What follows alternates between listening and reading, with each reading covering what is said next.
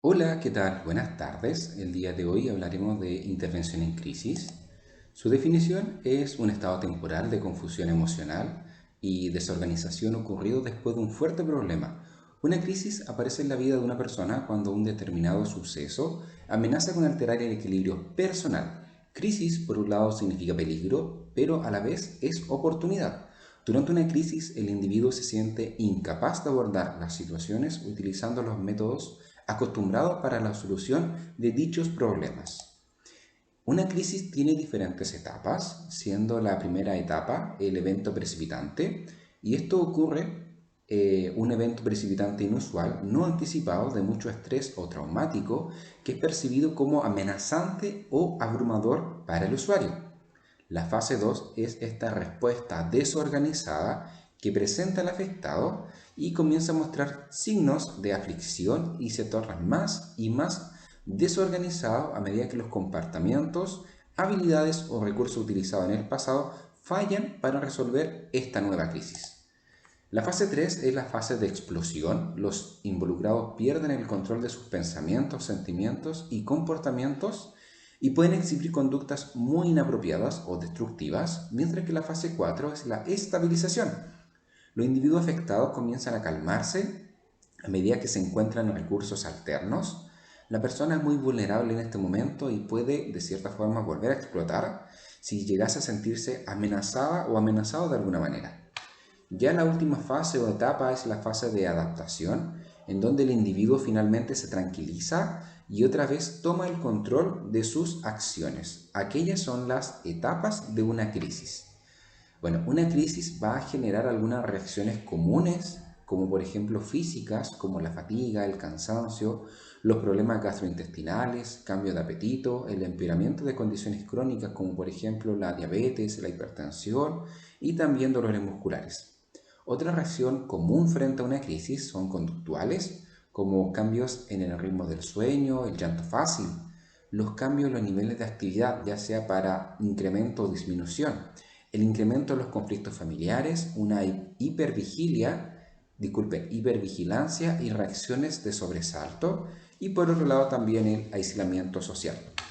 Algunas reacciones también son cognitivas, como la confusión y la desorientación, los sueños o pesadillas recurrentes, los problemas para concentrarse, problemas de memoria, la dificultad para tomar decisiones con una sensación de vulnerabilidad y fragilidad, además de cuestionamientos de creencias espirituales.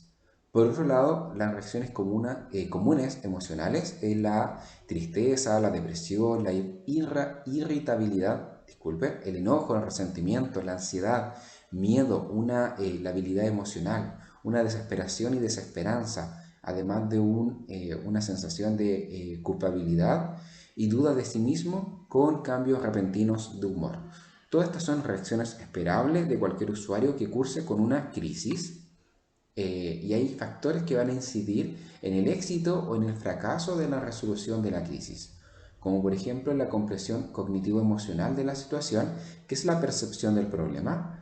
Las fortalezas personales es un factor que incide en el éxito o en el fracaso de dicha crisis. Los mecanismos de enfrentamiento, ya sean consciente e inconsciente, los recursos materiales y personales que disponga la persona, red de apoyo familiar y social, además de la gravedad del suceso precipitante. Eso es crisis, por lo cual tenemos que hablar de la intervención en crisis. Y la intervención en crisis es el proceso que sirve para ayudar a una persona, familia o grupo a aceptar un hecho traumático de modo que haya menos consecuencias poco saludables o desorganizadas y haya una mayor probabilidad de crecimiento, nuevas habilidades, opciones y perspectivas de vida. ¿Qué caracteriza una intervención en crisis? Bueno, es una relación a corto plazo, está orientada a la solución del problema, busca un cambio constructivo en la situación vital de la persona, debe realizarse tan rápidamente como sea posible y se ocupa de favorecer las relaciones con otros significantes, ¿ya? Bueno, dentro de las crisis vamos a identificar dos grandes tipos de crisis, una llamada crisis normativas y otro que son las crisis no normativas. Lo normativo sería lo que nosotros esperamos, mientras que lo no normativo es algo que escapa a la regla común. Por ejemplo, una crisis normativa es que nuestros hijos se vayan de nuestro hogar, ¿ya? Y una crisis no normativa vendría siendo que algún hijo de algún usuario que es de más edad falleciera, ¿ya? Bueno, lo aspecto importante en la intervención de crisis normativas es predominio de una actitud educativa y de entrega de información, informar probable evolución, opciones posibles, sistemas de apoyo disponibles, la preparación para la crisis, prepararse para lo que puede venir permite enfrentar la crisis de mejor manera, como lo que es el síndrome del nido vacío. Ahora, en estas intervenciones en crisis normativa está la reestructuración cognitiva, que es el cambio de marco conceptual, una mirada positiva, la reestructuración cognitiva como un cambio de marco conceptual, ¿cierto? Y también una mirada positiva. Ahora, es importante en una crisis normativa apoyar el proceso de toma de decisiones. Hay personas que se paralizan y requieren un apoyo directo. Hay que dar opciones alternativas sin dar instrucciones. Y cuando la persona siente que la decisión fue personal y que el desarrollo nuevas capacidades internas, refuerza su sentido de autonomía y de autoestima. Por otro lado, por otro extremo, tenemos las crisis no normativas y cada crisis no normativa debe ser intervenida en su contexto, de acuerdo a la persona y o a su grupo familiar. Permitir sí o sí la expresión emocional, tener presente que la respuesta emocional en estas crisis es muy fuerte y compleja, permitir la catarsis prolongada y repetida, aceptar la mezcla de rechazo, enojo, miedo, entre otros. Dar un tiempo suficiente al usuario. La elaboración de la situación de crisis puede durar mucho tiempo. Conocer las distintas etapas del duelo es muy importante para nosotros, como por el ejemplo el rechazo, la negación, la rebeldía, la angustia, una profunda tristeza, la aceptación, son partes de estas etapas que vendrían siendo esperables.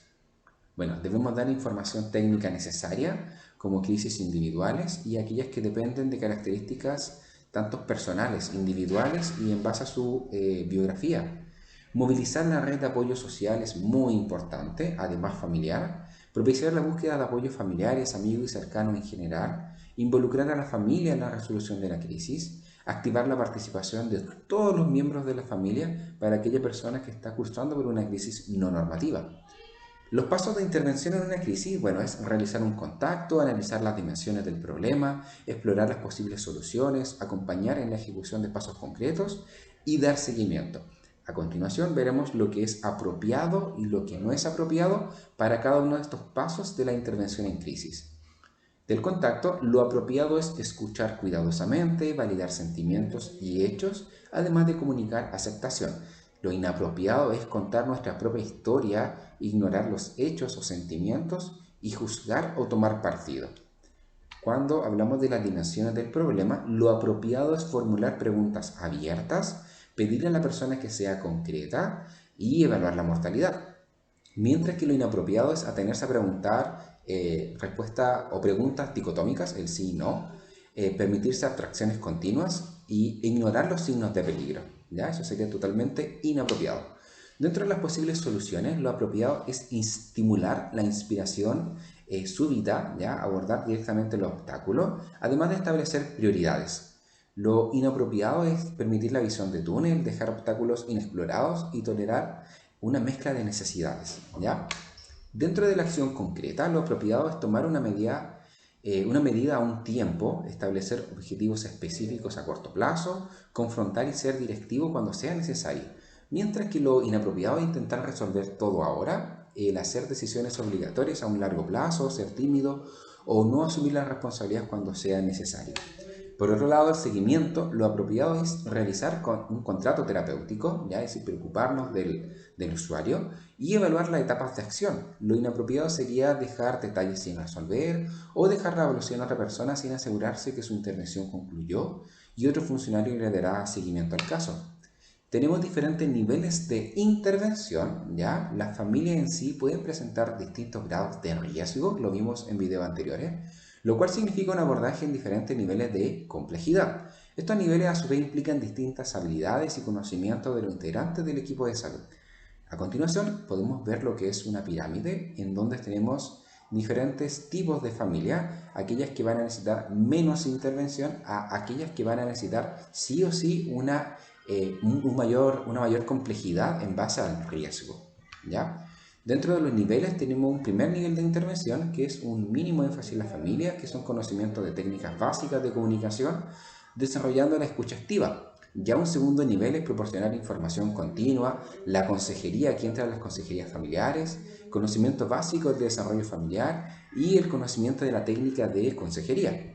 Ya el tercer nivel de intervención vendríamos teniendo el entendimiento de los aspectos afectivos de la familia, sentimiento y apoyo emocional, conocimiento del desarrollo familiar y de la intervención frente a situaciones de crisis y estrés.